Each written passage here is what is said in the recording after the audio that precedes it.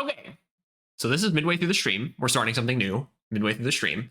I just realized I need to do this real quick because this is actually a game I would really like to try and do a lot of stuff with.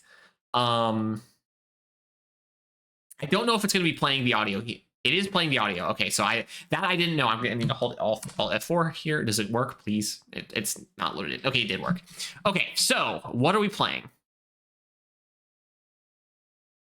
Actually, wait, hold on. Let me get the game capture working correctly on this. Because I'm actually like going. This is going to be like going pretty. It's very white. It's one of those. Whoops, didn't mean to do that. All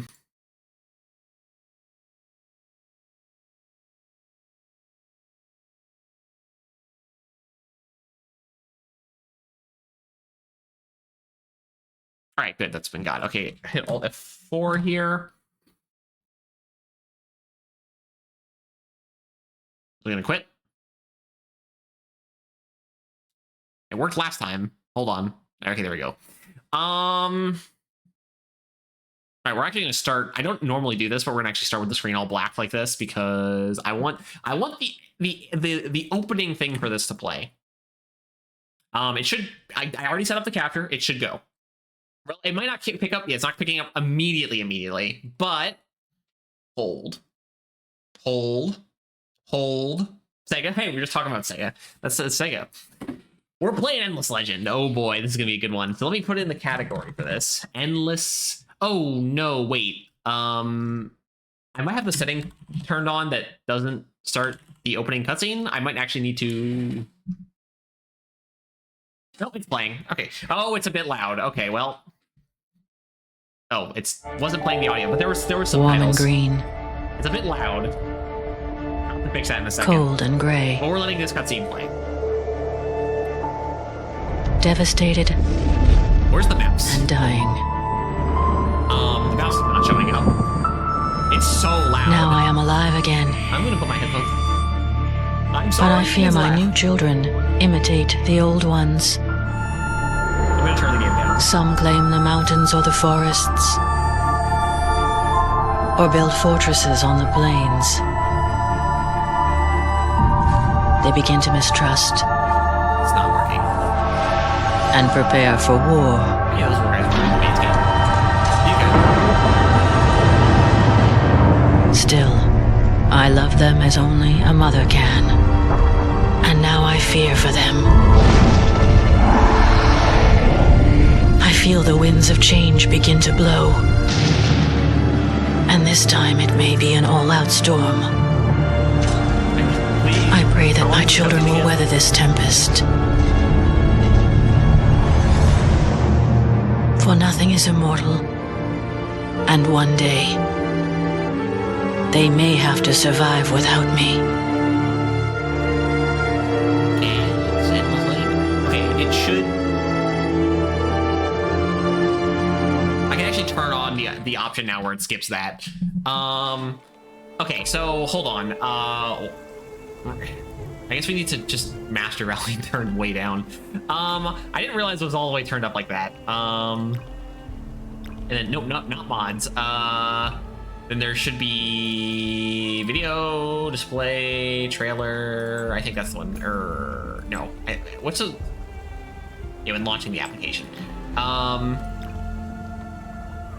Right. Okay, we want to leave that one turned on though. Hopefully the rest of the settings are. Oh, right. This one doesn't have Rose full screen. That's why I was trying to see if I could just turn down the computer volume while I was playing. Anyway, so. Now, the reason we're starting Endless Legend is because I've been meaning to do this for a while anyway. Endless Legend 2 is coming out, which is good.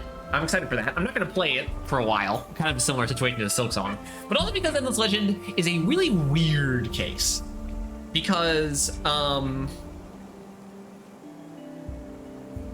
so we played Dungeons of the Endless by the same people. Now, Dungeons of the Endless was by Amplitude. I don't remember if it came out. I think Endless Legend came out first. Or no, Endless Space 1 came out first. And then Dungeons of the Endless, then Endless Legend, then Endless Space 2. Then Humankind, which isn't in the same universe at all. But that's kind of the thing.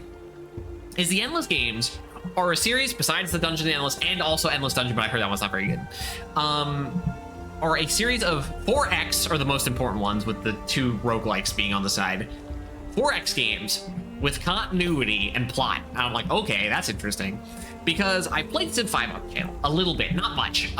We did 1 full campaign. It wasn't the most interesting thing. I probably could have done more. Endless Legend is better. It's just better. I found this game eventually through a friend, though. Granted, I found Civ through a friend, so then a friend told me about Civ, and then a friend told another told me about it. But this game is better.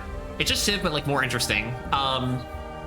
And we're going to be paying attention to the story of the characters. And, well, the characters, there's a couple characters, I guess, that mostly it's groups of people, I suppose.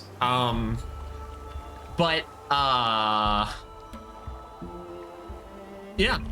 So, the plan. I intend to play every single faction. Because unlike Civ, there are 14 factions. Technically, there are 13 because these 2, just a bit of a spoiler, these 2 are the exact same. They're just like a color swap between them. There's like they have this. If you look up here where it says description, like everything has a different description, like different unit types. And then these 2 are the same. These are just the same guys. They are the same people. Just like these are a different, I don't know, race or something. I don't know. It's whatever. So we're just gonna play the Vultures. We're not playing the Mazari. There's no reason to play the Mazari. It's like, oh, do you like the black and orange, or do you like gray and orange? Doesn't matter. So we're gonna be playing all of these once each, probably. We'll do some different settings on different things, but I think there's gonna be some general settings I like to go over. I mean, it's a 4X game. I played Civ on the stream before, so it's kind of like similar stuff. So the 2 factions that are like the beginner factions usually are the Wild Walkers and the Vultures. That's why it's already on the Wild Walkers. Actually, there might be a save loaded from my... No, maybe not. All right, but yeah, it's on the Wild Walkers because it's 2 of the tutorial factions, but we're playing the Vultures first because I won't actually explain why until we watch the cutscene. But we're playing the Vultures first, which makes sense. We are going to be playing single only. Multiplayer. No, that's not happening. No, why did it swap back? No, I want to play the Vultures. We're going to do... I mean, the custom factions. I don't have any custom factions made, but yeah, turn those off. Advanced settings. Okay, I think actually it doesn't have any of my settings saved from what it normally... I thought I had this game installed with settings saved already before. It's unfortunate. So that's only for multiplayer. Generally, I don't like time turns, but sometimes you play with people where time turns are a mandatory thing. Time battles, kind of similar thing. Victory conditions. Okay, this one actually has one bearing because, similar to Civ, you always turn off score victory. Why this is even a thing, I have no idea. I remember when it was Humankind just came out. Now, I haven't played a lot of Humankind. I want to get more into Humankind later, but it's not as relevant to the Endless experience. But I think Humankind, if I recall correctly, came out with the inability to turn off any victory conditions, and one of them was score. I was like, oh, I don't like that. I think they fixed that later, which is good because score victory is bad. No one likes score victory. This game also has more victory conditions than Civ 5. I don't remember how many 6 has. I think 6 is an additional victory condition over 5. But you got elimination, expansion, which are basically the same thing. Economic, diplomatic, wonder, scientific supremacy, which is also kind of the same thing. Quest and shared. Shared just means you can actually win with other players. You can go solo and win by yourself, but you can also team up with other players. You don't have to, but you can team up with other players and win together. But it's the it should. It doesn't say here, but I'm pretty sure with shared victory, if you're both working together and then you want to go for like a diplomatic victory, it is more expensive. Like it costs more of the resource needed to win, I think, to do a shared victory. Dumping method, don't care. Global events, that's fine. Empire scores default, doesn't matter. Advanced winter, that's good. Winter harshness, moderate, whatever. Dust clips, yes. Clips frequency, short and often. I like them.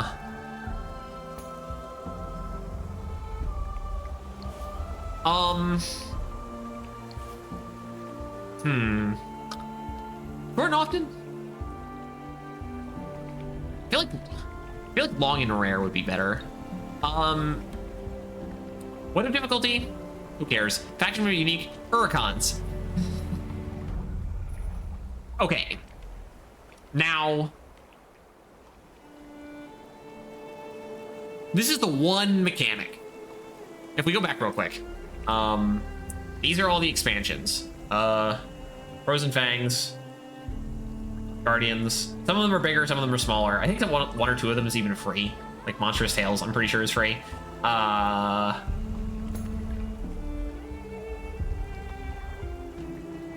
Frozen Fangs also might be free.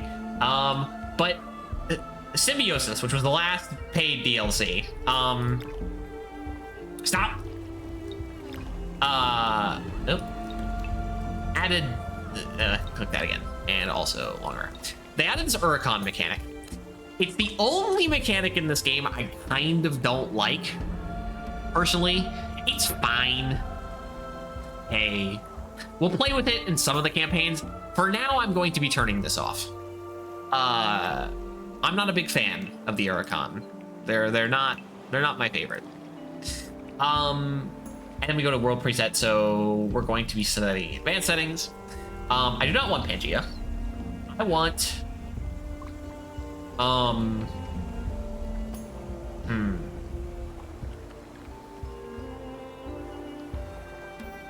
view continents. We want land percentage to be about 60% is fine. Number of continents to just 4 is fine. Island odds, we'll just hit that on random. Oh, that takes it, yeah, custom. World wrap, obviously, I don't know why you wouldn't have world wrap, but whatever. Hemisphere, both, yes. Continent shape, I like.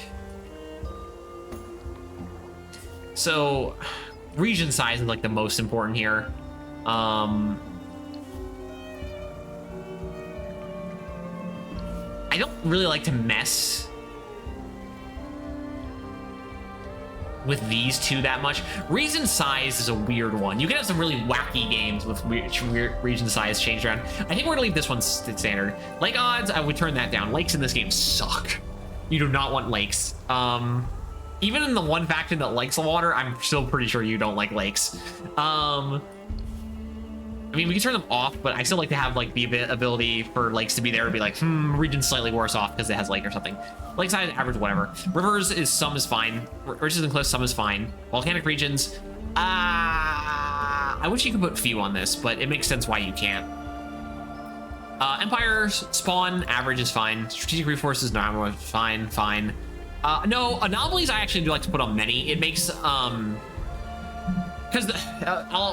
when we get to actually talking about mechanics and like city settlement and stuff, putting anomaly odds to many means you actually have like competent cities generally. If you have less anomalies, it means that you can end up in situations where, I mean, it's more important in multiplayer, honestly, but you can end up in situations where you kind of get a city that's like in a region that like the region's okay, but your city's not going to get that many great bonuses out of it because the anomalies aren't really there to give you some head starts.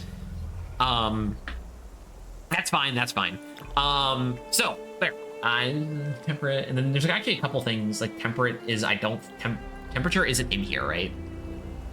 Yeah, so you actually set this here. Continent shape is world shape, and then world size is also not in here. I think we're just going for the 6-6. This should be fine. So that's our settings for now. We can do some weird settings later. Well, the Huracan we turned off now. Well, considering which, we'll probably do Walters and Wild Walkers next. And then we can start going, like, I can just, like, randomly pick whoever we go from there. I'll probably... Well, no, yeah, just random. I was gonna say I could end with the Ally, these guys. But, no, I think we just go random. Anyway, let's hit the start button. Now, hopefully it generates a good world. I'll work with it if it's bad, but I don't want it. It'd be nice. Interesting ring structure, that. Could be anything. Anything at all. And there's like dialogue down there with the loading of the game. And then once you stop seeing the dialogue and it starts saying like mechanic shit, you know, it's, yeah, there you go. Now it's getting close.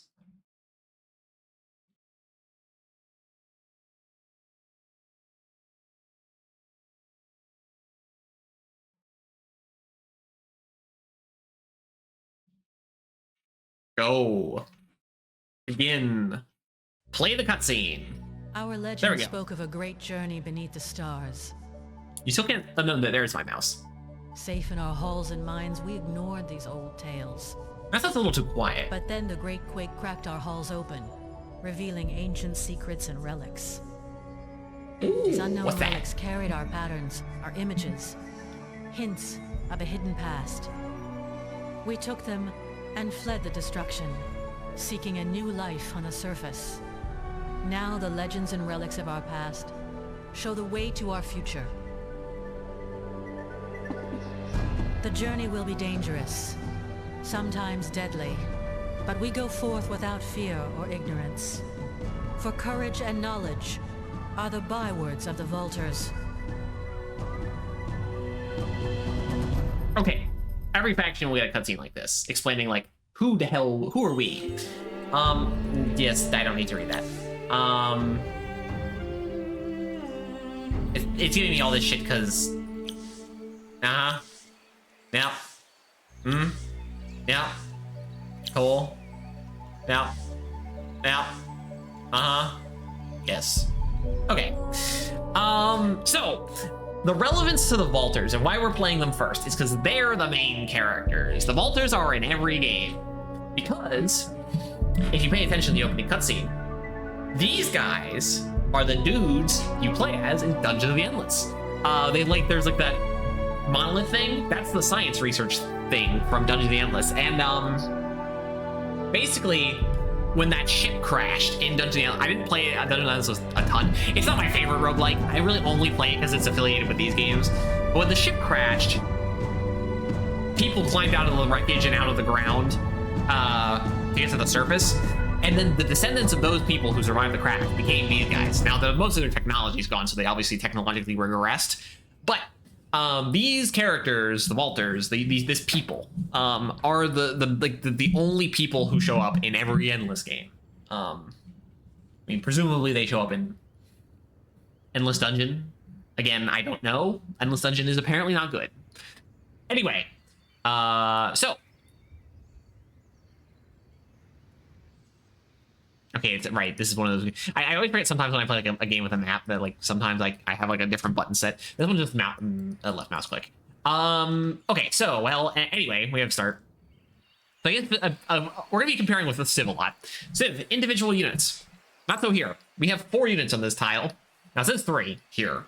It says 3. There's a nice little 3 right there. It says 3 out of 4 units here. However, we also have a hero. They're like super units. But they're not the superist units. We'll get to those later. The superist units are... Whoops, I clicked out of the... Where'd it go? How did I even click out like that? The superist units start here, but we're not there yet. They're good. Heroes are nice. So any army, it says here out of 3, we can have 3 out of 4 dudes in this army. But then every army can also have a hero. There's a hero slot. Now we can split these guys up, and which we're going to do because we're going to start scouting around. Now, it's actually been a little while since I've really been gotten into the minutia of these games, so there's gonna be some reminders needed to be done for myself. We'll start by separating out the hero, which we'll send north. And I would like to inspect my hero to recall myself what they do. Okay, so another thing. So every hero, and then if we also go into units, which are over here, you can equip units with crap, which will be, again, more relevant later. Like, changes how they work to certain degrees. Heroes also get this. Heroes will have these skill trees. You can level up your heroes. Also, units level up, too. Get, like, better stats and stuff. But heroes get, like, these skills. The common tree, every single hero has these skills in the middle, the green ones. The faction tree is determined by which faction the hero is from, so like what their race is. And then the class tree is determined on what classes. This is a ranged class. So Vaulters gives them this tree, and the fact that they're ranged get this tree. 1 second.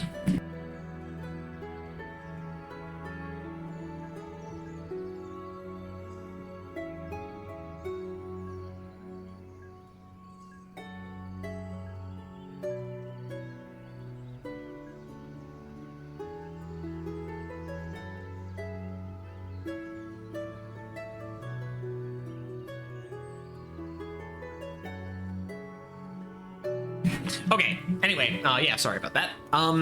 So heroes have two jobs. It's basically be an army leader or a governor.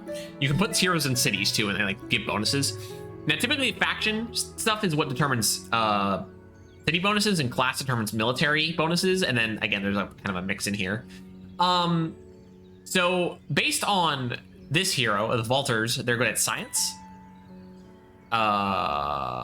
This is a military ability. Defense, but this is a military ability. Defense, science, and then based on razors, movement, equipment, attack, range unit bonuses, damage. So as you can see, this hero is not very geared towards governmentship. She's very much more a military hero. So I just wanted to double check. I wasn't 100% on this, but I was like, let's just make sure to remind myself on what. And then like, here we got this one. You should never take Indiana Bones. It's terrible. Idle Hands is not bad, not great. I'll just get new armies up to speed because units get experience every turn. To all units in the army get extra experience every turn, so it just helps like smaller armies that have just been produced level up faster. This makes heroes. If heroes don't die, if they die, they go into a recovery state, and it takes time to get them back. This makes it faster. This is spying shit. This is anti-spying shit. This is defensiveness on the city. This is general bonuses to the city.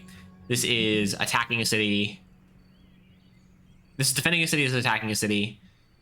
This is cheaper units, and this is no negative effects from winter, which will be coming up later. But yeah, there's the hero to start. Kind of also will explain some stuff, but yeah, hero has 3 movement points. Generally, minimize that. Generally, stuff. Yeah, units move a lot faster in this game than they do in Civ. Like, the standard unit in Civ moves 2 tiles. It gets really warmed down by terrain. Units still get slowed down by terrain, but the standard unit moves 4 tiles in this game versus 2. Ranged. Mounted units can move really fast. Flying units can move really, really fast. I forget what. So we start with ranged units. Yeah, with crossbows and shields, and then cavalry, and we also get infantry. Okay. So I'm going to send this Marines, little bulk from the army, heading over here. Ooh, a ruin. Now, ruins are kind of interesting in this game. I got 30 dust, but dust is money. It's more than that, but it's money. Okay, did I explain that in this legend?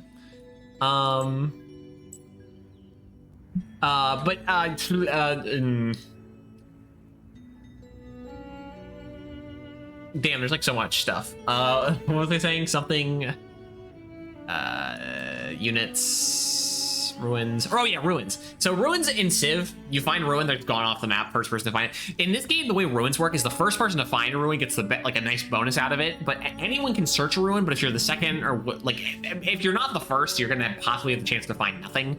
I think you would technically still find nothing if you're the first person, but you have a really low chance. If you're the second person to find a ruin, or again, second or anyone else, you have a chance to find nothing, but you can still get possibly something out of it. So ruins aren't as impactful early game as ruins in Civ are. And we'll send this guy to go scouting this way. Okay, I'm going to minimize these guys. Shit. Where's the other guys? Where did I accidentally close it? No. All right, and then, so this game is kind of another situation where this game is very like good to settle immediately. So what we can do is there's some buttons down here.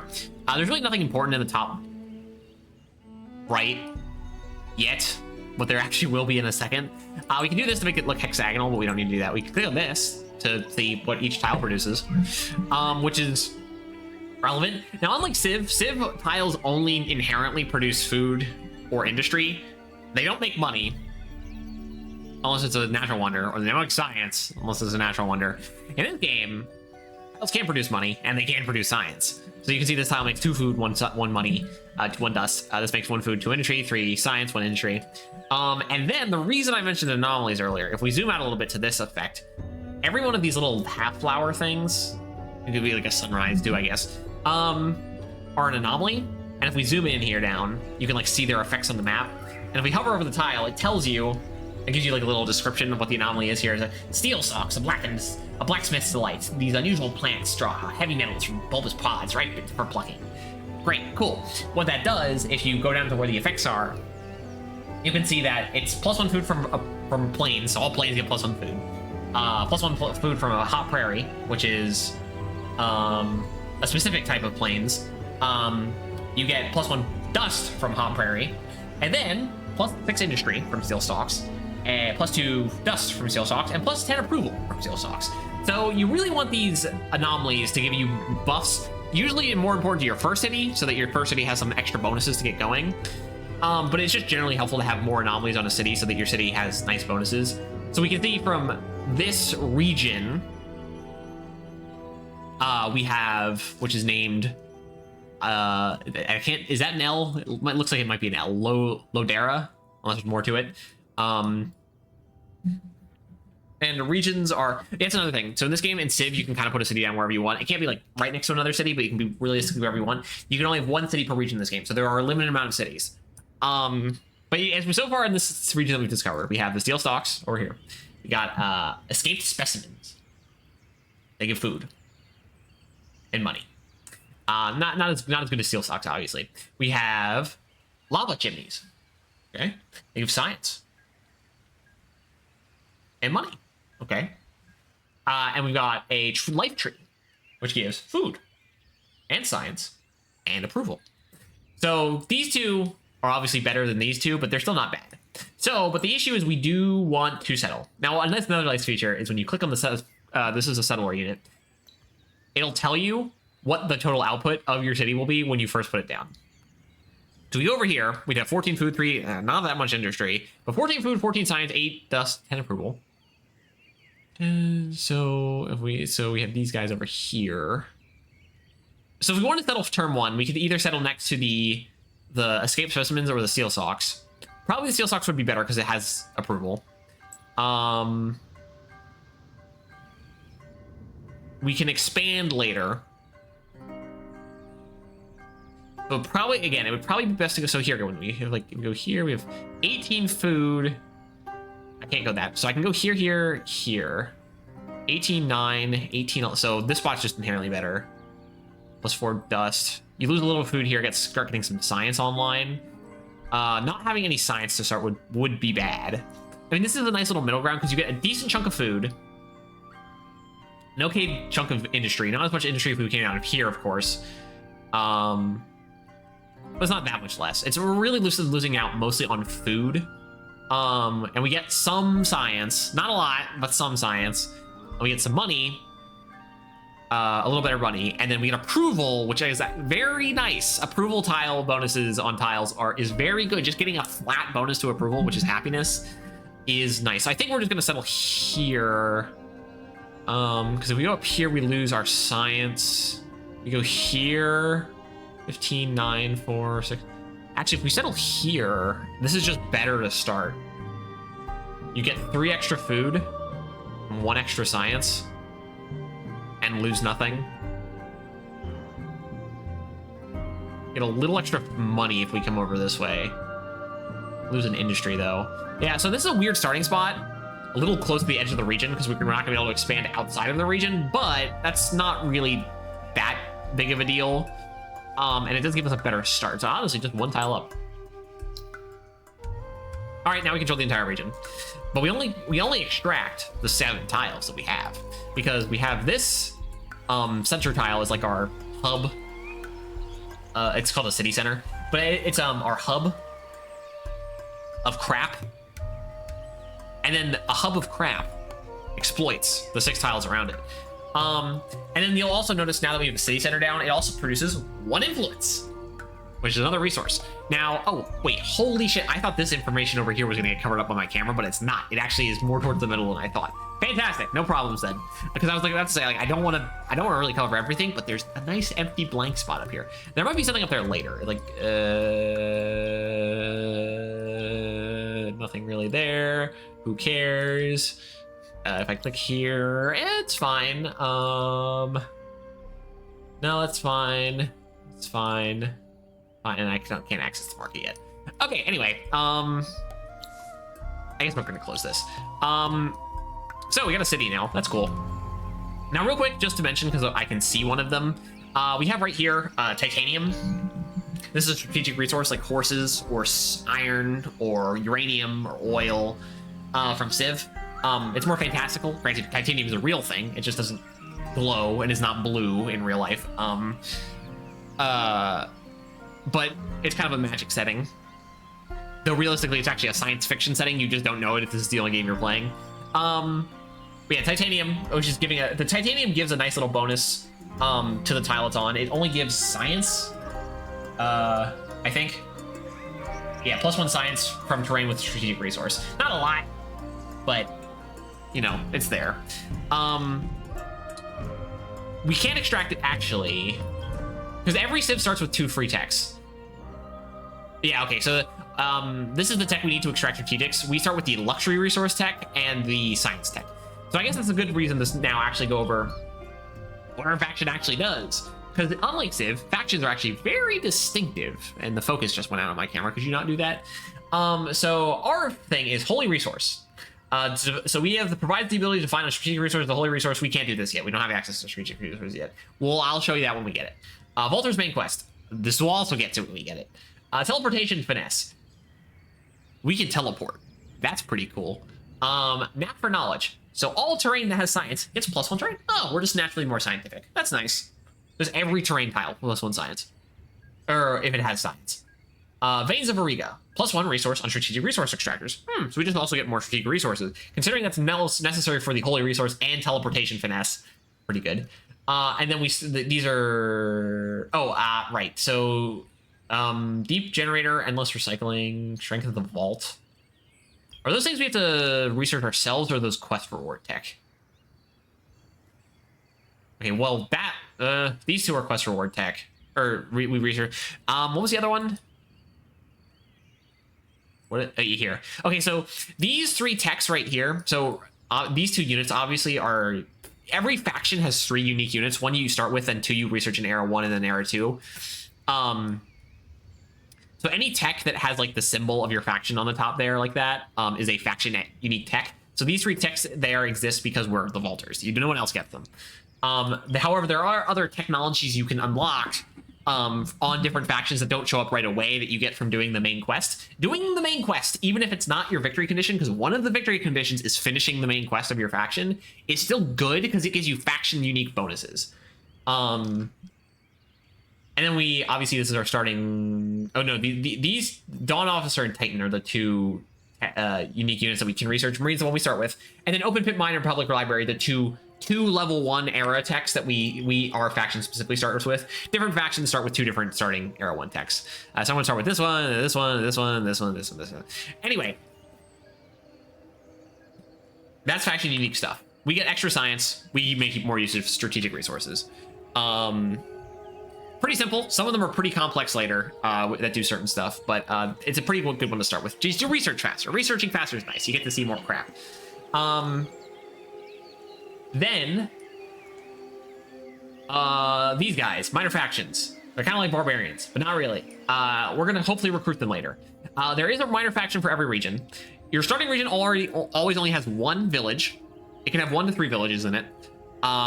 We haven't found them yet though, so I don't know. But over here we have the Yotus, which are the 2-headed wolf guy, wolf hyenas. They're guys with 2 heads, and they're archers.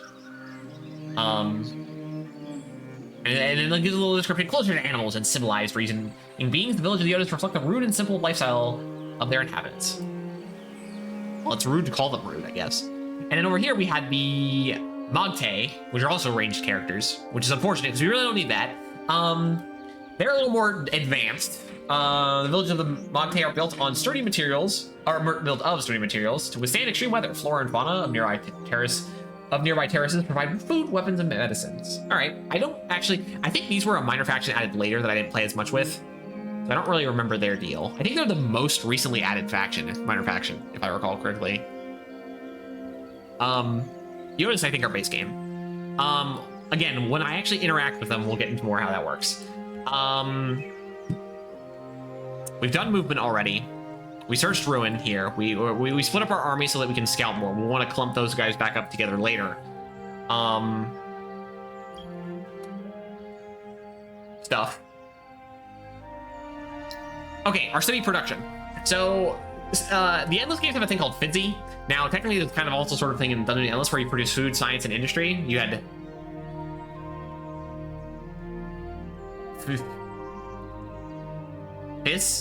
something. So, the reason it's called FIDSI is food, industry, dust, science, influence. Now, again, every single one of these tiles produces something.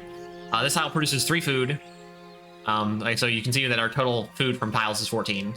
Our total industry from tiles is 9. Our total science from tiles is 5. Our total dust from tiles is 5. And our total influence from tiles is 1. Influence is something we're not going to be using a lot in the early game. It comes up more later. But there is something we do want to keep in mind in 20 turns. Now, another thing this game does is, again, in Civ, you can have a pop work a tile. Now, if a tile doesn't work by a pop in Civ, you don't generate anything. So in this game, your tiles do just generate stuff. Or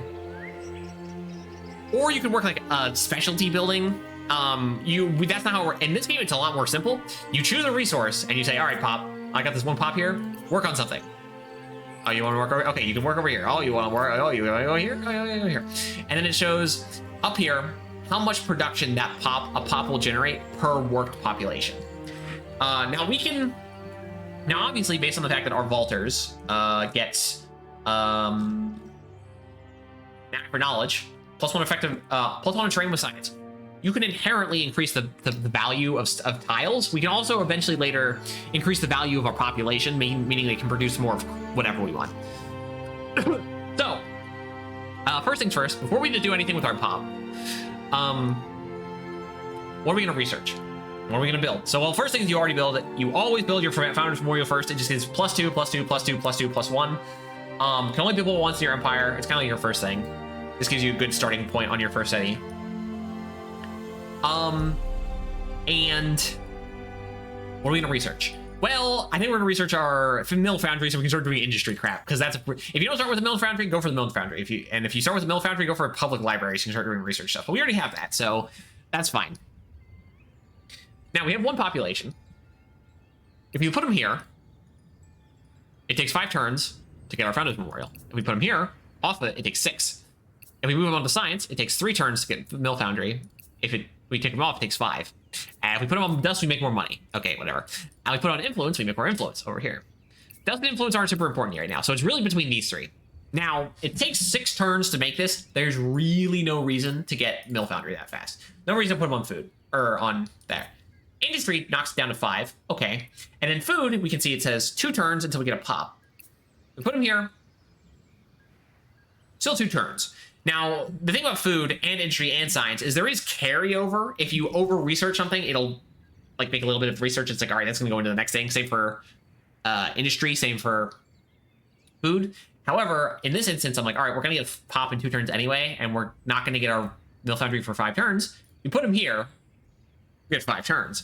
So realistically, the micromanagiest thing about this is you want to check every city every turn until you get late in the game where you're like, I got too much crap. You can kind of start ignoring some stuff. But you want to check every city every game to be like, all right, how efficiently can I make this turn go? So for this instance, we're like, all right, we're gonna get our 2 turns anyway here. No reason to make this go any faster. Put it here. Get the mill Founders Memorial 1 more turn. Now, a nice little bonus, because we have the seal stalks, we get +10 approval. Now, this city naturally gets 60 approval from just a natural state. We get +10. because we reach the, I think it's the 70, it is exactly the 70 threshold, I think. Because we meet the 70% threshold, we go from neutral happiness to happy happiness, which means we get plus 15% food and plus 15% industry on this city, and also security, but we're not the spy crap yet.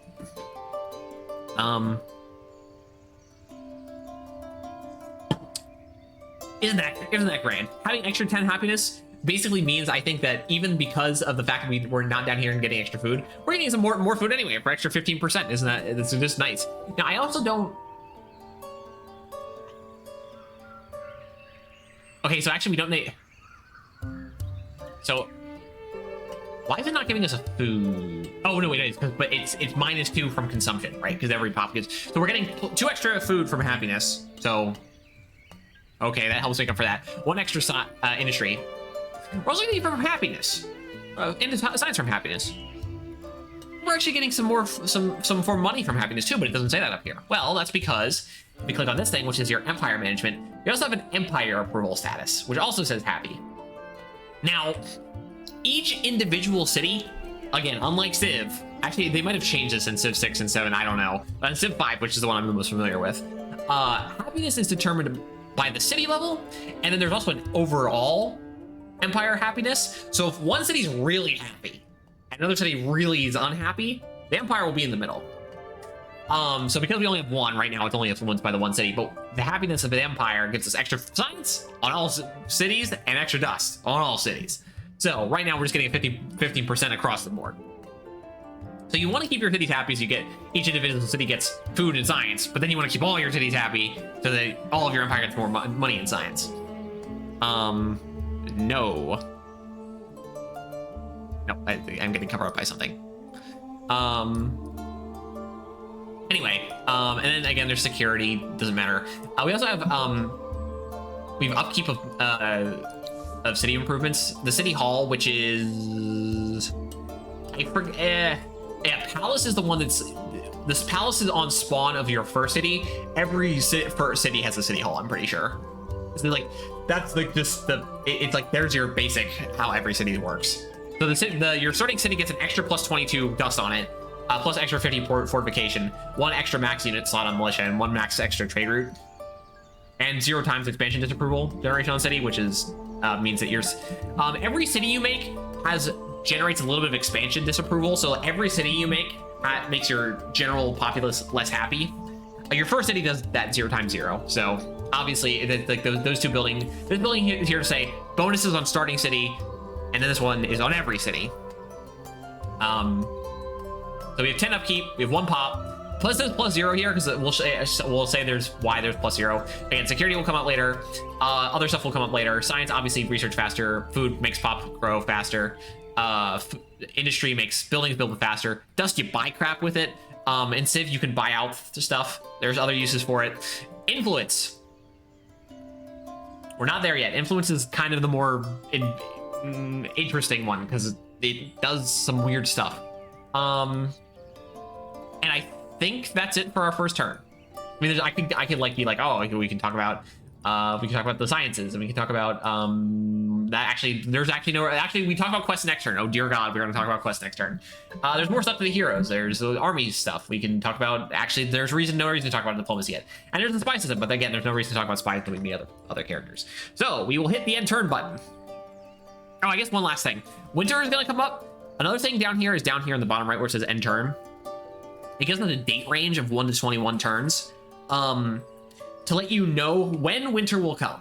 When winter comes, it sucks, except for one faction. One faction always knows when winter is going to be a thing, and they actually are like, all right, winter time, let's go punch people. We're not those people, so that's not the case, but we're going to hit the end turn button. That was turn 1. But again, we had to explain a lot of the basic fundamentals. All right, before we do the quest, let's keep moving our units. Let's just work on scouting. Oh, another real quick thing about map generation is we actually have elevation. So, like you can see here, if I hold this button, I can't walk directly up this cliff. I have to go around. So unless you're a flying unit, if you see cliffs, you have to go like to points where you can see that there's like these little bumps so that you can actually walk up. So a benefit of flying units. I think flying units in general have lower stats than non-flying units, but they have a lot of mobility, so a nice benefit. So you can see this, to get to this ruin, we actually have to come up over here. Ah, okay. The sister, wait. Oh, I was going to say the Sisters of Mercy are in our starting region. That would be very funny, since that is the canonical minor faction that is most affiliated with the Vaulters. They're technically not in our starting region, but they are really close. But yeah, the Sisters of Mercy, small but respected nation living. The Sisters of Mercy are like a purely, like, they're like an Amazon people. Like, they're only women, I think. I mean, it doesn't say that here. A recent offshoot of other humanoid peoples, which would be only the Vaulters, right?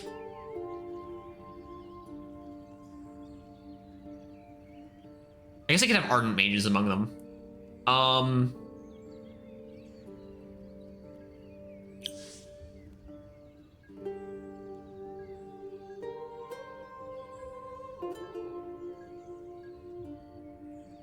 I don't think there's a no, the roving clans. So the three races I feel like would be in the Sisters of Mercy would be the roving clans, the Vaulters, and the Ardent Mages. Yeah, maybe they. I suppose they could have Wild Walkers in them too, because I don't think they would have the more non-human looking races in them. Like I don't think they would. You'd find I don't even know if Makara can be, are even male or female, considering what they are. Same with cultists. That definitely not for the cultists. And then I don't think the Drakon or the Drakon would be. They wouldn't. They would like wouldn't. If they were only humanoids, they'd be like, all right, the Drakon can't join. The Makara. Wait, I already said the Makara. The Kapaku can't join. The I don't remember. The Alai can't join. The Morgwar can't join. And then there's like the there's like the shit, what are their names? The bug people. They're like, fuck the bug people. No one likes the bug people. But no one wants them anyway. All right, yeah, your hero. Can a hero find some ruins? All right, so another Yoda's village. Interesting. There's kind of like a desert-y, no, not a desert, but like red soil. So it has some food in the forests, but every region kind of has a temperature to it. Generally, like it sticks to a temperature. So this is like kind of a dry region, sort of, kind of, but then there is a forest, and then this is more of a hot prairie, and then this over here is dirt field, and then this looks like it might be a colder region. This is arid.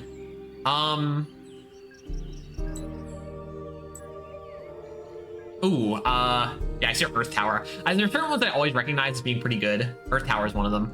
I think Chromatic Land's fine. Same with Salt Desert.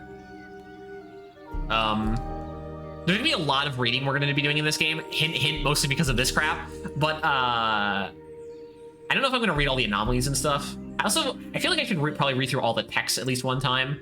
Oh shit! No, I clicked off. It's fine. It saved the research anyway. But am I gonna go I'm gonna go full dishonor on this, read just everything. I could do that. Improve quantity of critical parts from mills, increase the amount of industry produced. It's a little blurbs on that.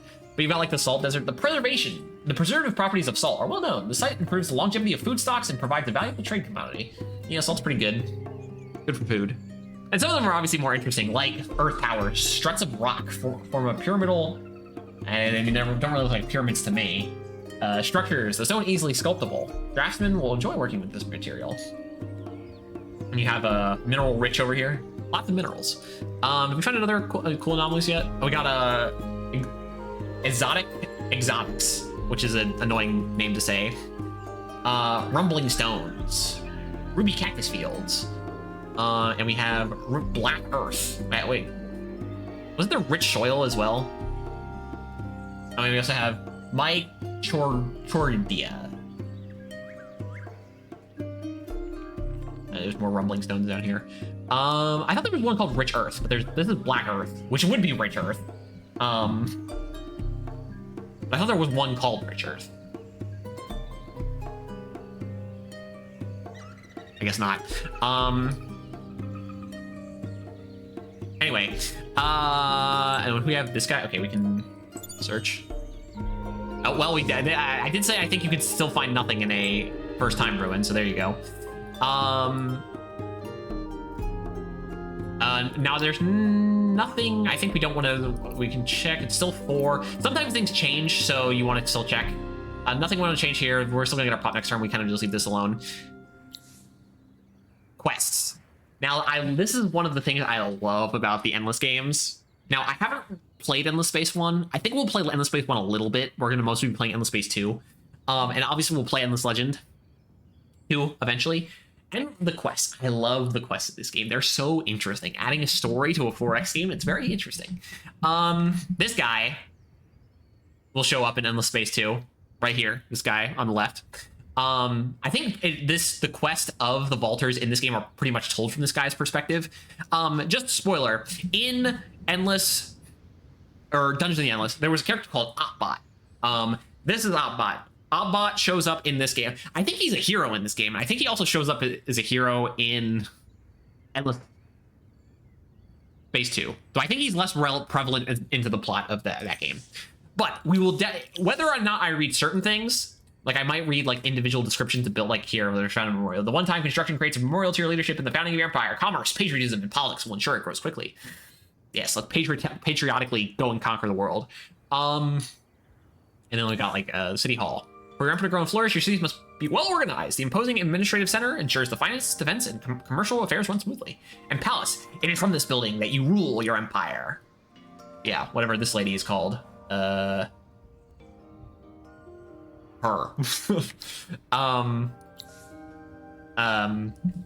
Information, decisions, and money flow to here. It is the nerve center of the management of your land. It is also, of course, a primary target for enemies. What was I saying? Something? Reading things? Yeah, but no matter what I read, we're reading this crap. Because this is what makes these games interesting, in my opinion, is the fact that we have quests. There's like things to do, story to tell. And like I said, even if you're not going for quest victory, which is a victory condition, you should still do this. It gives you faction unique bonuses. Every faction gets bonus crap from doing these quests. Some of them are very powerful. So if you're playing a competitive multiplayer game of Endless Legend, you don't want to ignore your quest. Do your quests. They're good. I mean, the early ones are like, oh, you get 15 Glacial, which is the other Era 1 strategic resource. That's good. I like having extra strategic resources. There are really good bonuses later on, which we'll get to. Anyway, new quest added. 1, Wild Lands, Wide Eyes. They call themselves Vaulters. They found me scorched and blackened in an ancient cavern that their people had long forgotten. How long had I lain in the darkness? Only the stars know, but my limbs, rusted and groaning, tell me ages must have passed. I'll never forget the look on their faces, haunted, awestruck, but above all, fearful. The realm they called home, the subterranean paths and chambers that riddled the planet, had come under attack from some cataclysmic force, had shaken and split and ruptured, decimating their numbers. Their leader, the first of the bloodline, as she is she doesn't actually have a name, the first of the bloodline. I don't imagine she's the first of the bloodline. I imagine she's a very much descended member of the bloodline. As she is known, recognized in me something valuable and brought me back to life in that dusty crypt. For this, I will be eternally grateful. I vow to be her faithful servant until the end of days, wherever that may lead. Now they retreat to the surface where they believe they will find respite, where they hope to find answers. First of the bloodline, Zolia, there you go, has made the first priority the assimilation of the local tribes. While they strike out into unknown lands under the sky's watchful gaze, I will try to remember past days. My saviors have retreated from the chaos of the subterranean realm, seeking sanctuary on Auriga's surface. Our first act is to assimilate a minor faction. In fact, each faction belongs to your empire. Pacify at least one minor faction, and then assimilate them. All right. We can't do that right away because we can't. It's going to take a little bit because we have to do either we have to go militarily or research. Wait, we have to assimilate them? Oh yeah, so we can go here to look over the overall quest stuff again. We have to assimilate them. I don't remember. It's been long enough since I've really gotten into it. I used to play this game a lot. It's been a while. There's a lot of games to play. Population of Lodera has grown to 2. Fantastic. That I don't remember like a lot of the details of certain things.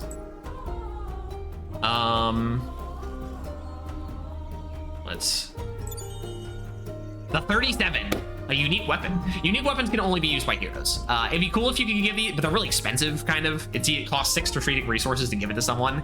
If you gave every single person in your army a 6 cost strategic resource weapon, yeah, that'd be a lot of strategic resources. So any unique weapon, only heroes can use. But hey, it's nice to get this for my hero if I can get it.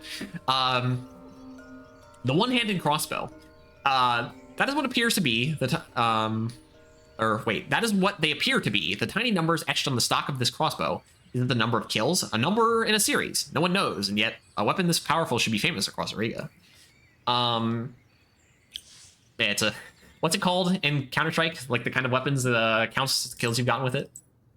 I've got some understanding of how Counter-Strike works.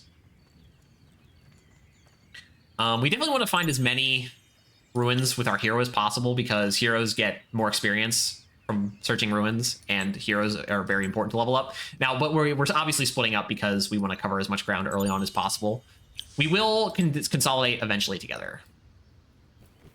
Well, at least we fully... well, okay, there's a little bit over... like 2 tiles left over here that we haven't seen, but one of these is an ocean tile, so not super relevant. Or I guess a coastal tile. We got more rich black earth. We got geothermal pits. You know, have you found anything else new yet? I wasn't really paying attention. We already seen Captain's Field. Already seen. There's a lot of salt districts around here. Oh wow, this place is a lot of anomalies really close together. Anyway, let's see. So now we have 2 pop. So now we have a little more manipulation. Like 6 turns just leaving it as it is. 2 turns on like this. 3.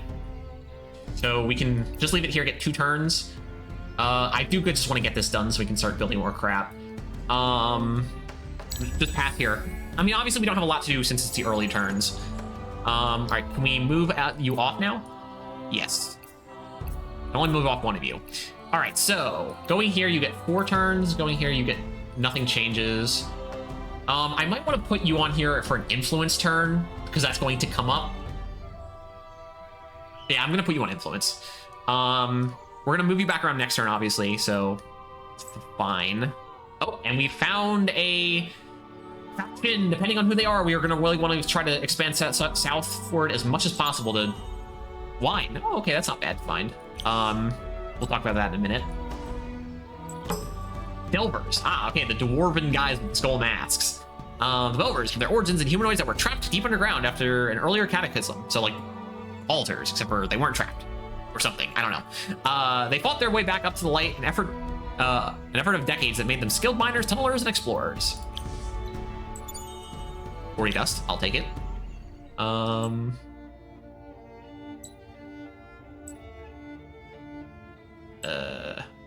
Okay. I wonder who these will be. If there's 2 factions, if there's 2 different factions that if they are these 2 factions, then we don't have to worry too much about expanding. Because there are 2 in Civ, for, again, example. In Civ, there's Venice, in Civ 5. They can only have 1 city. There are 2 factions in the game like that, where you can only have 1 city. If there are one of those 2 factions, we can be like, all right, whatever. We don't have to be so aggressive in getting down here. But we want to kind of try to cut them off. It'll be more important to settle this region because it'll keep them from going like this way. Because if we settle this region, they can keep going this way. But if they take this region, I wouldn't be as mad. And it'd be nice to get the Sisters of Mercy, considering Endless Space 2. Did I already do that for this turn? Yeah, I think so. I think that was the first thing I did. All right, Founder's Memorial done. Have we found any more anomalies? Just to look around and see what's to be found. Oh, here we go. Geysers, or geezers if you're. I think there's some people who call them geezers, but geysers. And we got. Oh, here's one. We got stasis pillars. And I don't see this one very often, I don't think. It might be a newer one again from the last expansion, so I haven't seen this much. All right, so most importantly, okay, so they're a little further this way in their city, so we haven't met them yet. Oh, yeah, another interesting thing is in Civ, you cannot enter a region I guess we'll talk about that when we get to diplomacy. But I can enter the region for now, is all I'll say.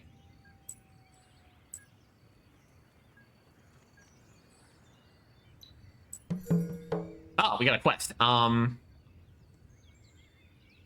Okay. So these are like side quests.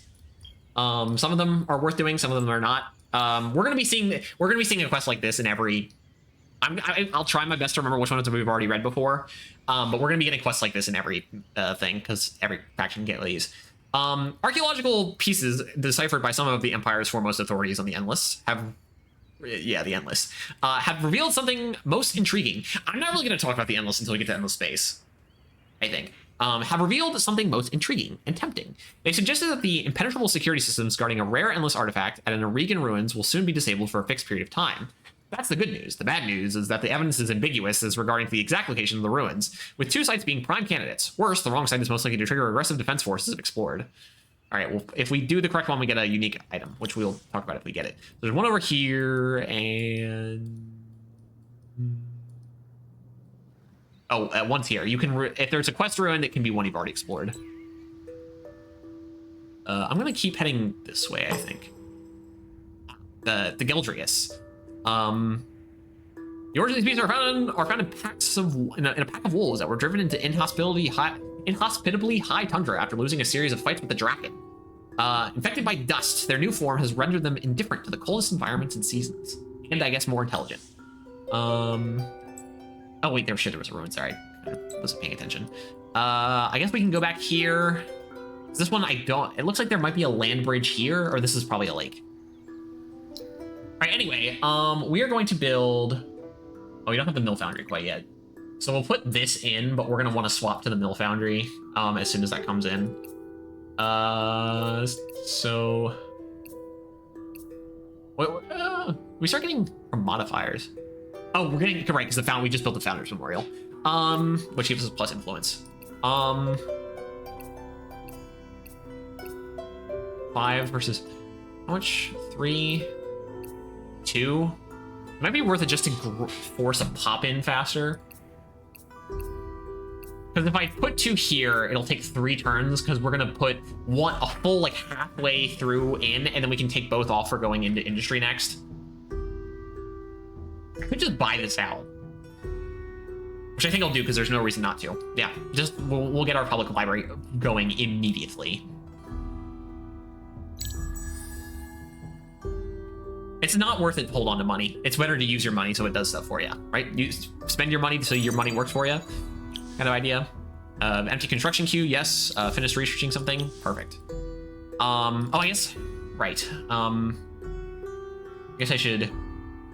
The first step in improving science is to bring together existing knowledge. This building will help increase the science production. And then so if a technology has multiple things, it'll say different stuff on the tech than it will on the buildings. But if the tech only gives you one building, it'll only give the one description. Okay, anyway, mill foundry. I would really like to get the other population right away, but getting the mill foundry up and running immediately so we can get this extra. So yeah, by the way, real quick, what was the exact bonuses of this? Plus 10 city and science on city and plus 10%. I do like that a lot of the early game buildings have this also 10% bonus on them, so that they're like, that the existence of this building like continues to just, it is the 10 science, which is better now, but this building will also be never completely useless because it's this 10% bonus further in the future. Same for mill foundry. It's 6 industry now, 15% industry forever. And then we are going to research language square here, which is with a public square dedicated to practicing and teaching the many languages of Auriga. Conversations with minor factions can now be moved beyond pointing and grunting, which is relevant when I get the tech. Oh yeah, you can hit this arrow button here to cause any moves that were pre-planned to trigger. Can this be the right one? Fuck. Okay, nope. Okay, we have to retreat.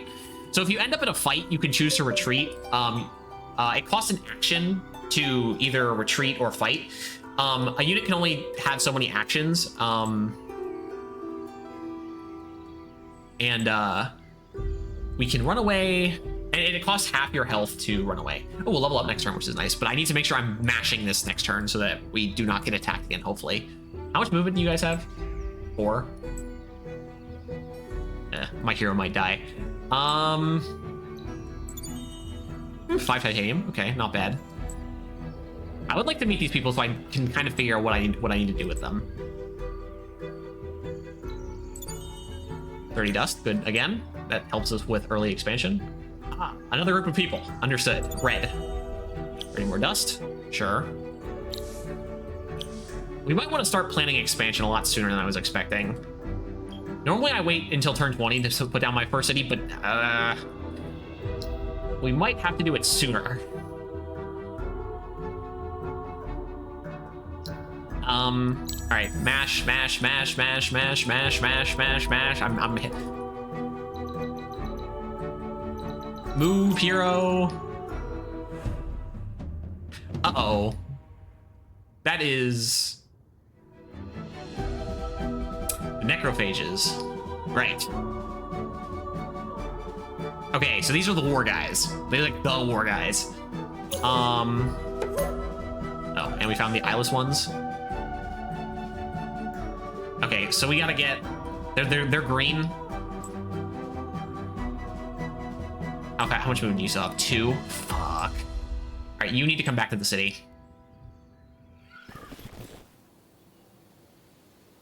You also need to move as fast as possible. We're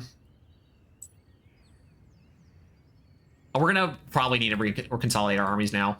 I would like to figure out who the red guys are. The Dogeshi. Okay, wait, hold on. So we have first we have the eyeless ones, a bunch of like snake guys or whatever. Blind or something. They're like snakes with legs and arms. Blind to focus more on what cannot be seen than what can be easily seen. The eyeless ones care little for appearances. Their village reflects that fact, being simple mud huts with minimal decoration. They're monks kinda. And then the Dorgeshi. Banished after a series of feuds, these roving clan families left the life of their caravans and cities. Exchanging the luxuries of merchants for the hardship of warriors, the clan secrets of beast control were used to master the great birdemic lizards, turning the Dorgeshi into a fearsome heavy cavalry. Their city is minor faction cities destroyed. That's interesting. Please don't be the Broken Lords. Or, yes, right, here, level up. So we're going to put +1 movement on all units in the army, including yourself. So now this army can move for 5. Not until next turn, though.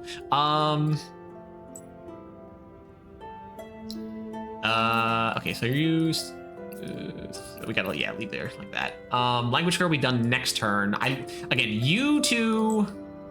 No, we need to keep running away from this army. You're going here so we can consolidate. Where's the minor faction village for this Oh, it's actually here, which we'll pass on by on the way back. Mash. Population has grown? Yes. I'd like to check this out on the way back. I mean, you're healing, so... The haunts, okay. Echo or ghost effect of the ancient wars. These beings appear to be animated remnants of ancient intelligence. Their desire and purpose is unknown.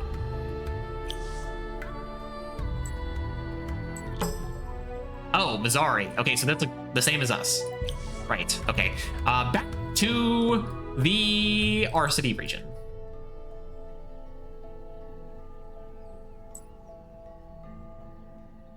Well, we have diplomacy now. Oh yeah, so real quick, so there's 4 states of like stuff with people. We've got Cold War. We got Cold War, we've got War, we've got Peace, and we have Alliance. When you're at Cold War, you can both attack each other in neutral territory to each other. So like if Red and Blue fought in either an unclaimed territory in Green, we wouldn't start a war, but we would be pissed with each other. To fight someone in their own territory, you have to declare war on them. And you can also enter other people's borders as long as you're at Cold War until you declare closed borders. And then obviously Peace is like, we can do trade routes and shit, and then it can also just go through territory. And Alliances, we're actually working together.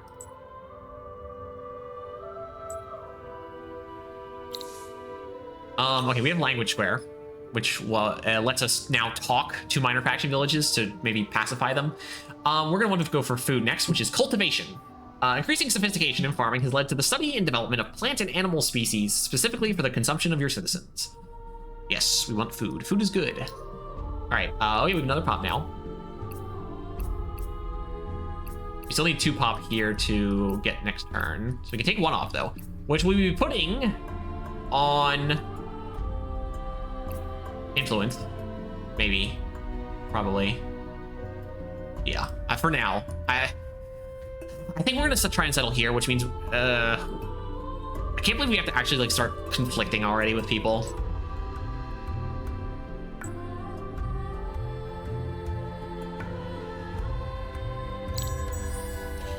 Alright, well, whatever. I might want to build a settler right away.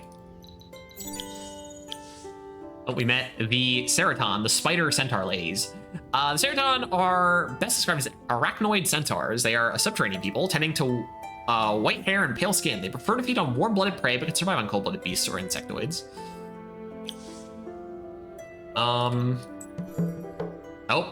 Ancient, yes, this one. This is like the most common one. Lust for Loot. Ancient texts and scientific studies say that there are some locations, locations are interconnected. By successfully activating triggers in these places, you can uncover increasingly important treasures. But only a hero can do it. And once you start, you will launch a countdown, after which the chain effect will vanish forever. And you can in 15 turns. What's the location for this? Down. Fuck. I don't think we're gonna be able to do that. We have other more important stuff because we're close to people, and I need to also do the faction quest. So as much as I'd like to, that's probably not going to happen. Okay, yeah, but these are, what are these? Oh, so the Ceraton are our starting faction. I don't really want to assimilate them, but we're gonna probably have to. Mill Foundry done. Settler.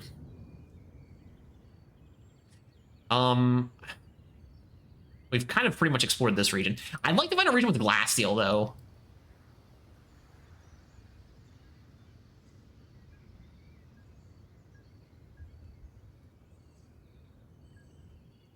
When you're building a settler like Civ, you lose the pop and you're not growing anymore. We can also build a Burrow Street. But I want to get the settler out. Also, real quick, let's edit our unit. All right, so we're going to equip our units with thing. We're going to go to the accessories tab, and we're going to choose the flute. Crafted of iron and inscribed with dust, the clear notes of the flute energize the troops. Because we have these capacities: colonization, because of the settler unit; blocked growth, because when you're producing them, you don't get food; unsellable, you can't sell them on the marketplace; and then cavalry slayer, because it's got this spear. Spear gives that. Plus 30% damage out to cavalry units. But we're going to give them this thing. Makes them more expensive to produce, but gives them improved movement 1, which gives +3 initiative, who cares? +1 battle movement, who cares? +1 movement. Gets them to places faster.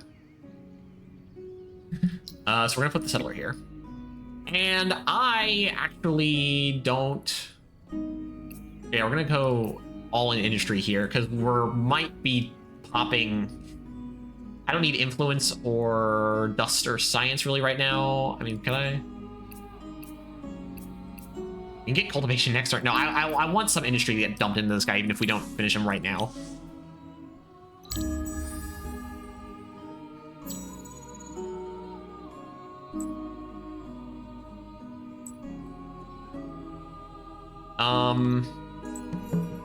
Within 5... Jesus Christ, we're not gonna be able to do any of this, because we have other problems. With keeping everything secure includes paying attention to the tales of travelers and vagabonds. You hear of a place full of artifacts, formation days, and you've heard it enough times that you may not be... Your mindless battle is point of the map, beers, and investigation. I've searched within 5 turns to go up here. Yeah, I mean, I could do that. I'm not going to, but I could. Oh, actually, I should send this army down here.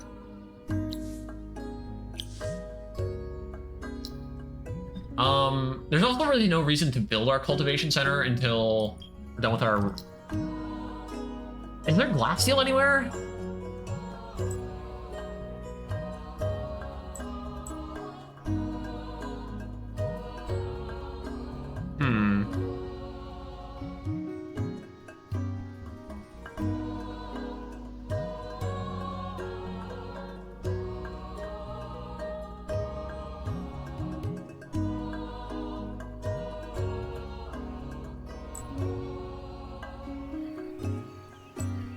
I have no idea.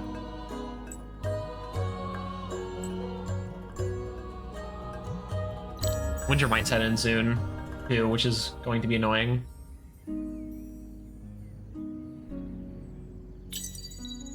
But first thing I thought of Dust Eclipse was starting.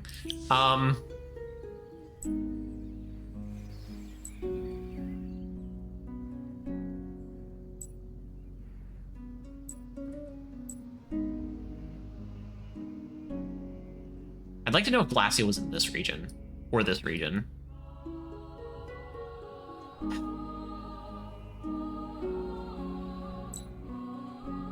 Yeah, I should have talked to these guys on the way past. It's fine. If we have to fight them, it's not. Oh, there's spices over here. Actually, now that I'm noticing, there's Glacial over here. Not a lot of luxuries anywhere at all. This is the first one I've seen. We finished cultivation. We're going to go in that case for. We should get our strategic. We don't need it yet, but we should have them activated. At the heart of the titanium and glacial extraction method is a vast furnace used to smelt the purified resource out of the mineralized forms. Yes, we want the ability to extract strategics.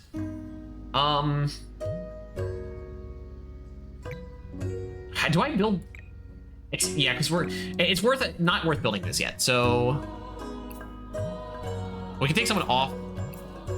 Take 2 people off settler. All right. Put 1 into science, so finishes. It kind of feel like putting on dust. Dust. Influence. Probably 1 on dust, 1 on influence. Per turn. Yeah, it works for me.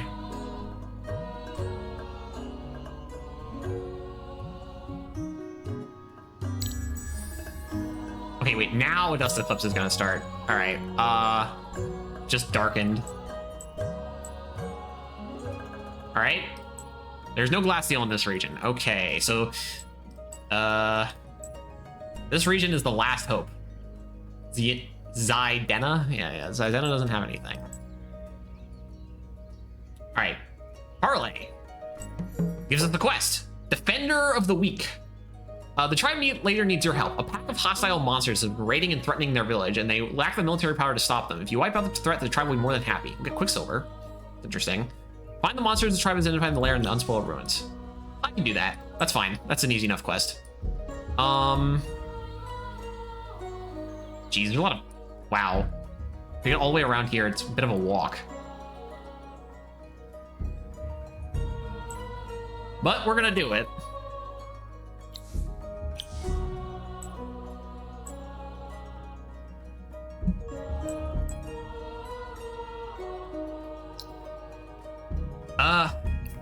Real quick. Can we get down to 1?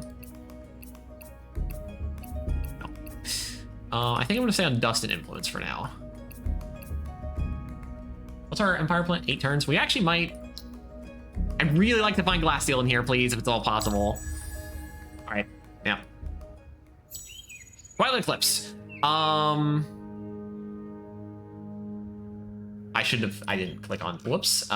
It should show here.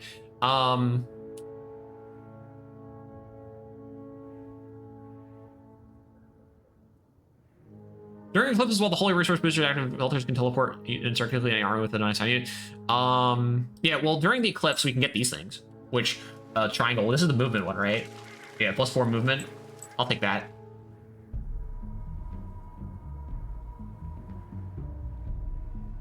And I'll take this. Oh, the Hernos. Orcs, basically.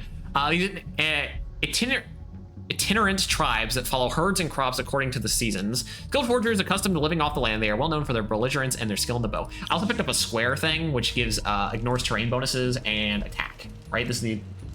Yeah. When you search a ruin, ruins can be buffed up during eclipses too, and you get better rewards out of them. Oh, this was also the hero-led one. So we got Moonleaf. Sure. Where's the next one? Kind of up where the rest of them are. Get some more, and we get the basics. A lot of money we just got. We can just get seed storage, maybe. Husbandry center. We're probably not gonna build that yet. How long is the eclipse? I set it for long and rare, right? Look at the movement. you can now move 8 tiles till the eclipse ends, and ooh, you can get the terrain ignorer. It reactivate. We're going to get a bunch of dust. Hero up here leveled up and get more movement. Hero's gonna be able to move 10 tiles while the eclipse is up. That's nice. Maybe I can actually search these things. You move 10 tiles every turn? Jesus Christ.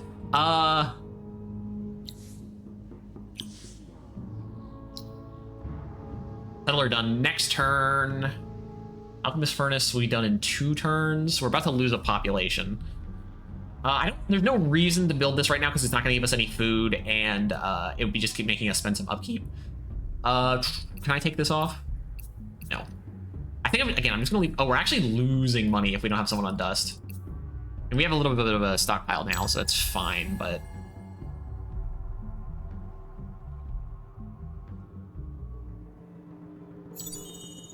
Yeah, we finished our settler. We just lost the population.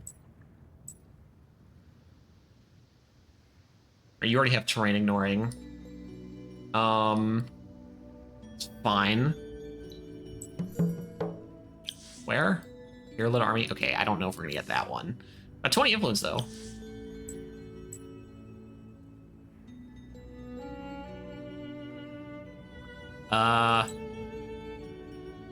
Here. Search this ruin, get 10 titanium, can't complain about that. Go here. This kind of put me off track. I like the bonus dust. Oh, you can get the terrain ignoring one too. I don't know if it's gonna last that long. Actually, I do have Holy Resource. We can now activate by spending this. Okay, so luxury resources. Depending on how many cities you have, you can spend this to give a 10-turn bonus boost to all your cities. This one, if we spend 10, we get 30 approval on all cities, and this one gives us a little bit of approval and a lot of science. This is an Era 1 luxury. This is an Era 2 luxury. Our faction is unique. We can spend strategics to do a kind of similar thing. I don't want to do that yet because we don't have that many and we're not producing any, but possibly we can start doing that soon. Yes, Empire plan, I'm aware. We could spend this money. I might have actually made a mistake. I should probably get the Empire Mint soon. Public ability dedicated to collecting dust and maintaining currency increases the dust produced, yes. All right, Wonder. First Wonder has popped up. Do we try to go for the Wonder? It costs 23 turns. How expensive is it? Click real quick. It is a lot of money to buy it out. Oh yeah, so real quick, we can expand the amount of tiles that our city is extracting by putting on these burrow streets. When you build a burrow street, it costs 10 influence. That can change. As it says here, plus 15 approval per level on city tile that can use this resource extractors. So if we build it over here, it would actually give us 15 approval. These act as tile things and don't cost you approval bonus, but they're very expensive. They cost strategics, and they are taking a long time. Currently, I don't think we have the capacity to do that. I mean, I could try. Getting luxuries is getting wonders is very powerful. Because this one says, I don't know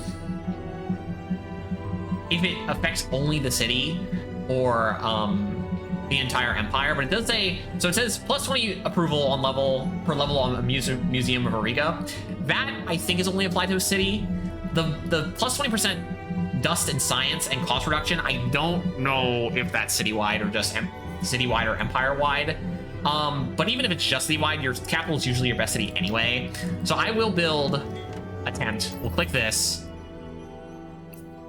We'll put both here, and it gets us our production down to 16 turns, and we'll be producing more population soon, so we can try to really bump that through. Why not? And we're getting a lot of extra dust from the eclipse since we're taking advantage of that. Yeah, we finished that.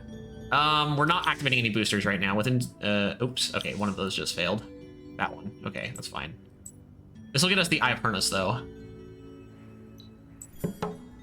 Which is a unique necklace, a powerful, if gruesome talisman that gives the wearer all the skills and timing and speed of a legendary Hernus warrior, Usana the Bolt.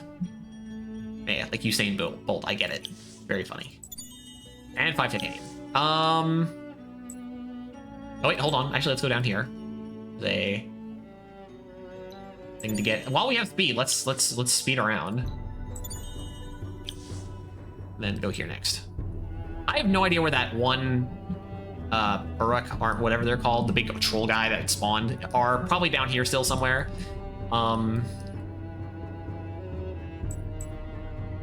But oh yeah, and here's the last one. This one gives upkeep on units, which is nice, and then health regeneration, which is also, you know, quite nice, but not as relevant for getting around really quickly. All right, please, Glasssteel, Glasssteel, Glasssteel, Glasssteel, Glasssteel, Glasssteel, Glasssteel. Right. Where was the people that we needed to kill? Hold on. Quests. Click on this to show. Oh no, we have to go to a ruin. That's actually a lot better. On the way, we can talk to this village, get a quest from them, see if they're worth trying to talk to for pacification. Bring 8 titanium to the Geldrius tribe. Oh, that's pretty easy. I don't want to pacify them now necessarily, because if I pacify them, they're pacified for everyone, and then if the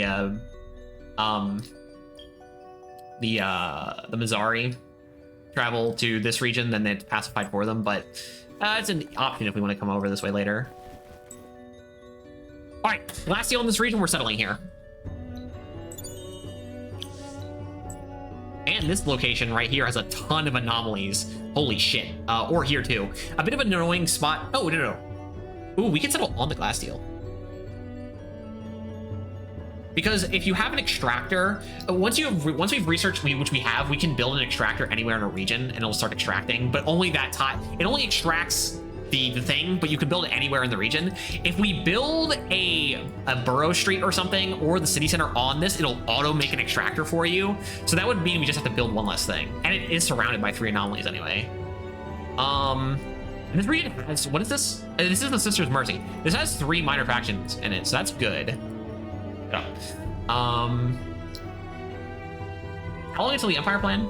5 turns. I'm not waiting. So we're gonna come down here.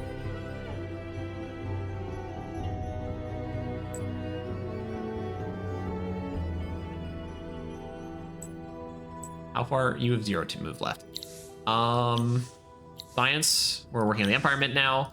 I'd like to get titanium extraction going. Yeah, we have so much money from the Dust Eclipse. Dust Eclipses. I honestly think Dust Eclipses are something I feel like you could possibly turn off if you don't want like early game powers on how much dust it generates. So it's up to some people depending on how they want it. I mean, the other AI should also be getting this amount of dust. Oh yeah, I forgot. I didn't turn the difficulty of the AI up. This is the first game, so we're going to be playing on a lower difficulty. We can turn that up later too. 2 turns until we get a pop. That's fine. What do I put here?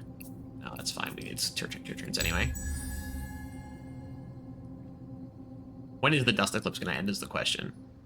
Right now. All right, well, there goes our speed.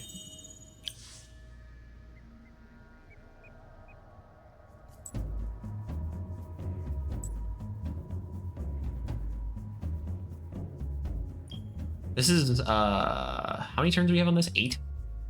I guess we're heading down here because this is where our armies are. Keep moving. And it's time to consolidate our armies back together. Click on this. All right, 2 are back to 1. All right, talk to these guys. I'm gonna pacify, colonize. Okay, so there's gonna be another step to this, but hey, we'll get 50 even if we kill them after this.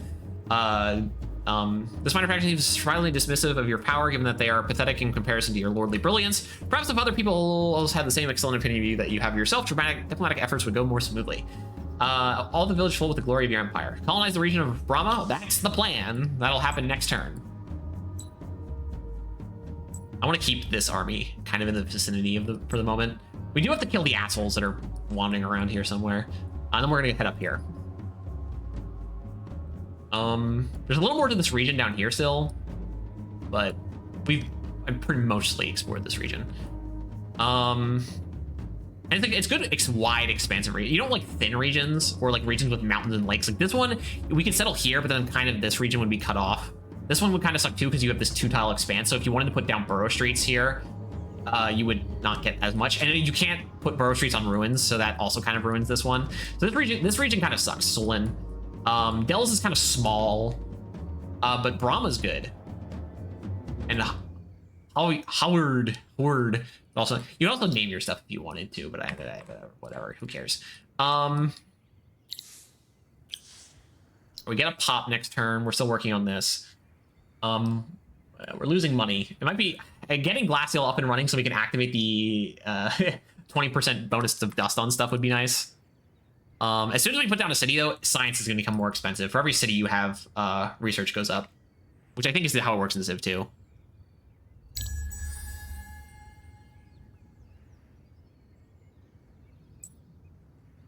How many turns until the Empire plan? 3. I really don't want to wait, is the thing.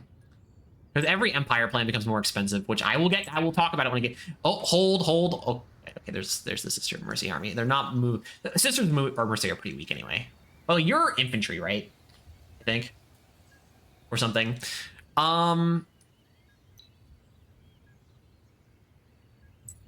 Yeah, so at a certain amount of turns, minor faction villages start spawning units that kind of walk around and can mess with you. Some are more aggressive than others. I think the Sisters of Mercy are actually a relatively, like a mid-range aggressiveness minor faction. Like, I think, like, the eyeless ones are pretty passive, and the Sisters of Mercy are in, like, the middle. Okay, so, before we do anything else, before we do anything else, we're about to settle. Before we settle, we're doing titanium. So luxury resource boosters and strategic resource boosters also become more expensive when you for every city by 5. So I'm going to click titanium now. So it costs 10. I'm going to click, definitely going to click Moonleaf now. Get another additional 50%. And then that, and then how's my approval? 80. We're going to lose some Empire approval as well because we're going to get an expansion bonus. Yeah, we'll do wine. Why not? So we're going to have Fervent for 10 turns on our Empire. Getting a 30%. And Fervent is a 90% threshold, if I recall. We're going to get 30% dust and science on everything, and we're going to get also 30% industry and food. Which is good. It gets us pop faster, and it makes our museum faster. Considering that we're currently on the like medium difficulty, we should be fine. And that in mind, can you move any? No, you're just still there. We might have to do something else with the Sisters of Mercy, so 1 second. I will settle. We get 8 food, 12 production, 14 science, 13 dust, and approval. Click on this. Construct complete of Glass Steel Extractor because we settled on it. Maintain at least 3 influence in your city for 5 turns. Okay, that's gonna stall an early game, our early expansion with this because we have to put this here to do that. But I'd rather get the pacification going. It actually means that we can assimilate the Sisters of Mercy instead of these guys because we're actually gonna finish this sooner. All right, that means we can send this army up here real quick. Okay, perfect. But again, granted, you do have Fervent, so that should help. All right, so in this order, we're gonna go Mill Foundry, Siege Storage, and then Public Library after Dust Empirement, because we just got a bunch of extra dust, and this city isn't really costing us that much upkeep for the amount of dust just started giving us. But this, as these things build, it's gonna be a problem. So we want to get our dust going. And winter just hit. Okay, well, there we go. So, the dark season begun. Moderate. In winter, life and movement are more difficult. All units, -25 movement. All terrain, -1 food. All dust. Terrain, -1 dust. All vision. On expansions, tiles, fungal blooms, and units, -1. Things become harsh. Yes, and then the AI is going to be like, we have a common frontier. Please simplify our lives and stay on your side of it. That's fine. That's for now, that's okay. We have no conflict with you right now. But all of our units just became slower, which is great. And we're getting less food and less money. So we're not going to be really getting expansion as fast. Now, oh, this thing is actually dying. It'll take 12 turns to die, but so this will be done by then, but that is annoying. Now we can search this.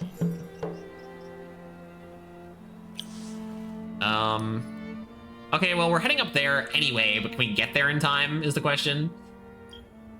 Shock and awe, yes, corner of diplomacy. I didn't ever read the tribe leader agrees to cautiously. Many nations use the same word for stranger and enemy. These tribes seeks more specific resources in order to develop their art industry. If you manage to obtain them, they will improve relations between your peoples. Yes.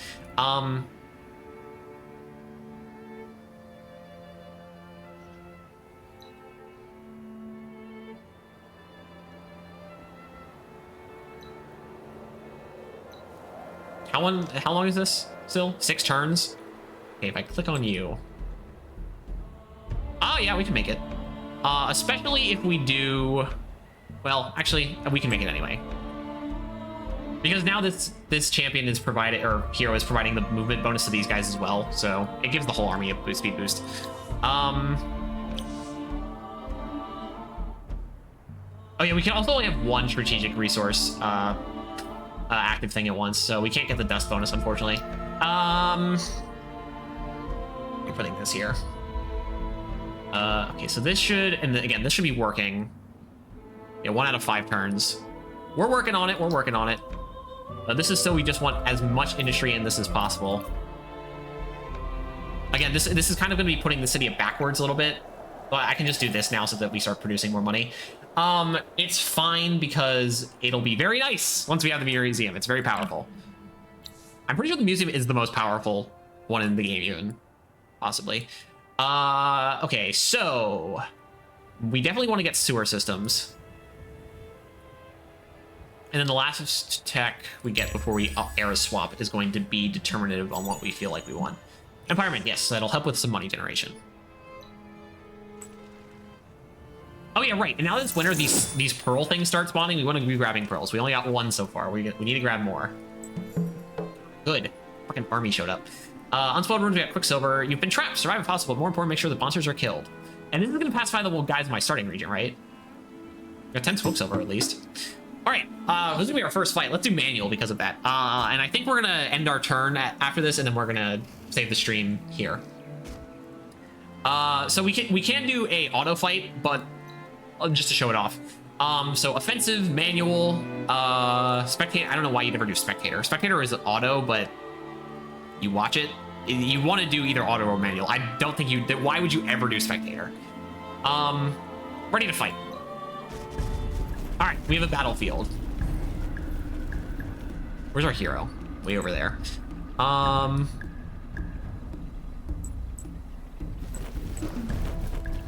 shit, I don't have the option turned on for quick fighting. How do I turn that on? Options?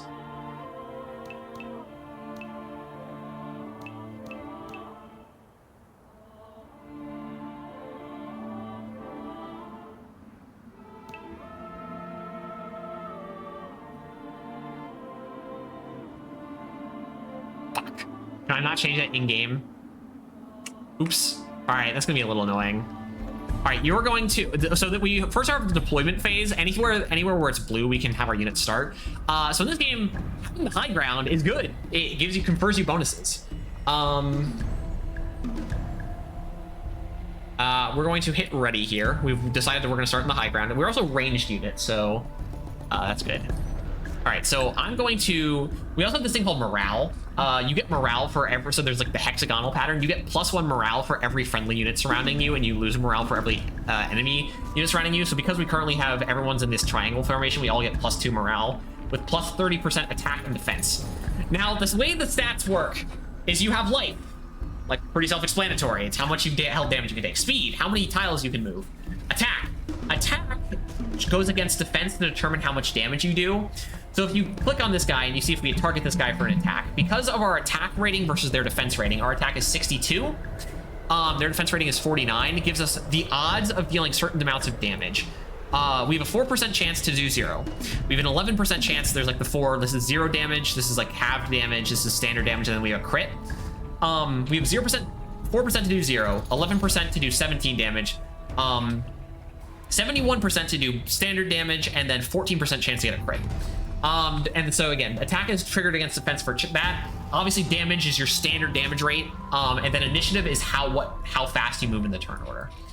And then we have capacities of how far you can fire. No Lover is another bonus from our faction. 35% to effects provided by equipment with the same resources. The holy that's if we have, like, if our holy resource is titanium and we're using titanium weapons, we get bonus, like, or equipment where you get bonuses. Point blank power 1 is from crossbows, +1 attack when performing close range attack, which means within 1 tile. So crossbows get a little bonus from attacking within 1 tile, unlike bows, which we could have swapped to. Block is from shields, so +1 defense when attacked, and then sharp sense 1 is plus 20% tendency on ranged attacks, also from bows.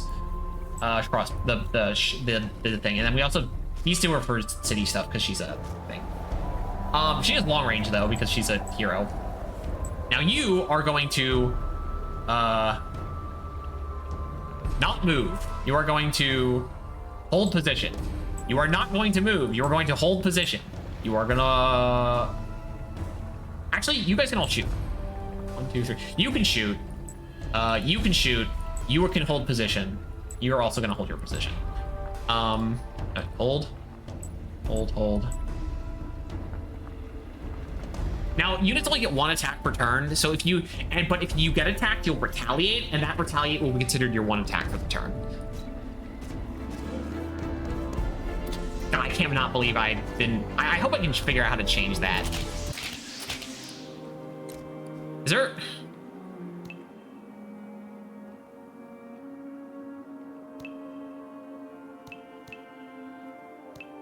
Oh, I did not mean to click on archives. That took me out of the game.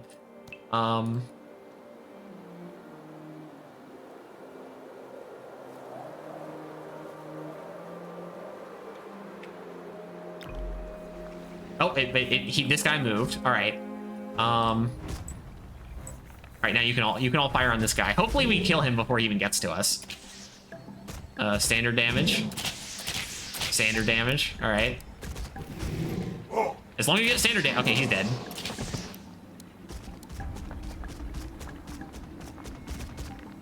All right, fire, and you're close enough that if I shoot, you won't move.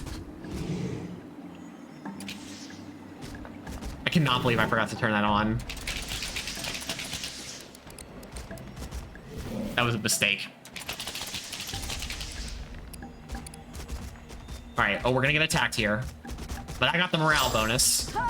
Oh, he has, okay, this guy's got beam. He gets AoE.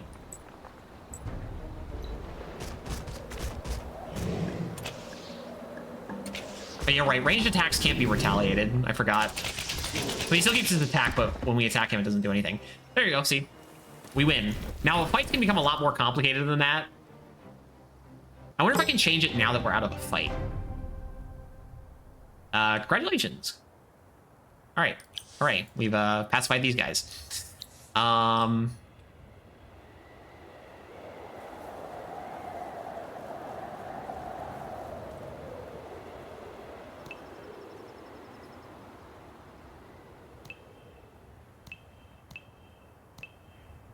I might just have to do auto a lot in this game. I mean, we're in an easy difficulty, so we're not going to need to be manually fighting a lot anyway, but there was just an example of it. Okay, now that we have a minor faction, you can assimilate them, cost influence, and then we get this minor faction bonus, and then you can build this unit type. So this is a support. So actually, we don't own a support, because again, the types we own to start are ranged, cavalry, and infantry. So actually having the Saratan, so we can build Driders, would be pretty good. And then we also get a +5 defense bonus on all units per pacified and rebuilt Saratan village in our nation. Now we only have 1, so we don't get a 5% bonus, but if we had like 3, we'd get 15%, which is pretty nice. And then last but not least, for every pacified village in a region, you get a +1 pop. That's pretty good. That's what the +1's for. So this region, having 3 villages in a region is going to be pretty good, because this region is going to get, as soon as we pacify, 3 extra pop. So can we take all 8? No, this needs to be done as soon as possible. All right, well, anyway. We can hit and turn. There's something else to do. right, so far these two haven't settled anywhere where I've seen yet. Yes, the Empire plan, but that's for next time because we do not. Ah, man, even with 2 cities, I actually almost was not too far off from a level 2 Empire plan stuff. Real quick, just before we end, 2 more turns. We have. I just need to remember this one too. We still have 4 turns on this, and this again will take how long to get? 2 turns? Yeah, it's fine.